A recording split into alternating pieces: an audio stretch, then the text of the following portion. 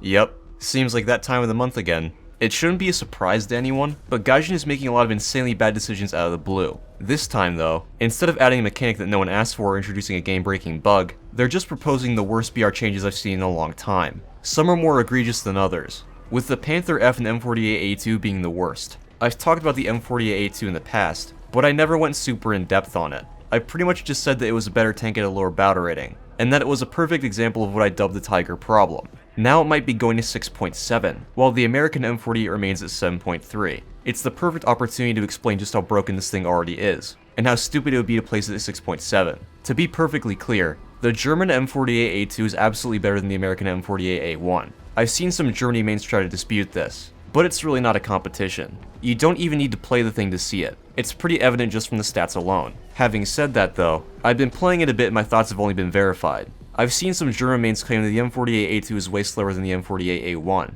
that the mantlet is significantly weaker, and that stock APCR makes it basically unplayable. In actuality, the acceleration is very nearly identical. The M48A2 lags slightly behind, but it has pretty much no impact. I was always the first one out of spawn while playing the A2, and I was only beaten to a position once, by an AML 90. As you can see in the side-by-side comparison, the A2 is ever so slightly slower to accelerate off-road than the A1. It is still a very fast and responsive tank. As for the mantlet, that is true. It is weaker. However, the mantlet is weaker because Gaijin is incorrectly modeling the armor, not because the A2 actually had a weaker mantlet. It goes without saying, but Gaijin's laziness shouldn't factor into balancing. That being said, I can't say the mantlet ever got me killed while I was playing it. The mantlet weak spot only truly matters for tanks that fire APHE, and given that you'll have late war German tanks and Russians on your team, you won't be fighting those often. The exception to that rule would be the T-29, T-32, and other American heavies. Like I said though, I don't think those killed me once in that fashion. The stock APCR thing is kind of true, but it applies to the American M48 as well, and APCR doesn't feel nearly as bad as it used to.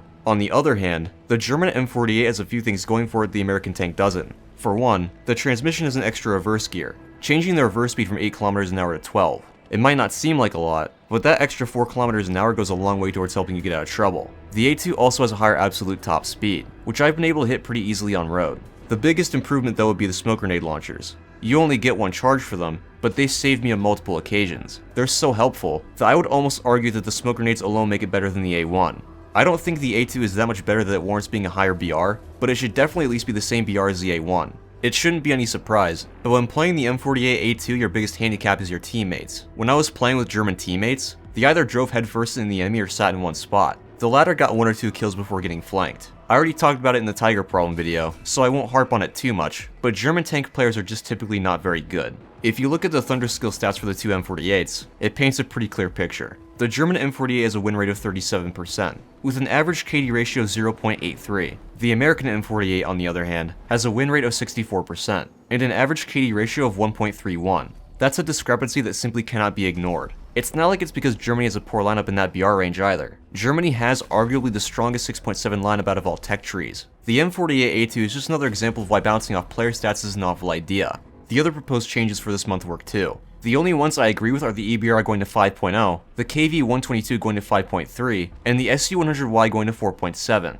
With the M48A2 being at 6.7, things like the EZ8, IS2, and T3485 are going to be fighting a tank that completely outshines them to every aspect. I've tried fighting the M48A2 with the 76 Jumbo. There is practically nothing you can do. Sometimes people ask me why I make fun of German players on occasion, and this is exactly why. They have the second largest tank tree in the game, the most under-tiered vehicles, and Gaijin coddles them the most. Yet they still constantly complain about how supposedly unfair everything is for them. I mean hell, German players asking for historical matchmaking is part of the reason I started the Historically Accurate series. It's frustrating because if Gaijin followed how their system is supposed to work, everything would be fine. But they don't. I don't know. I'm slowly losing interest in this game because of stuff like this. Anyway, hope you guys enjoyed the video, and I'll see you on the next one.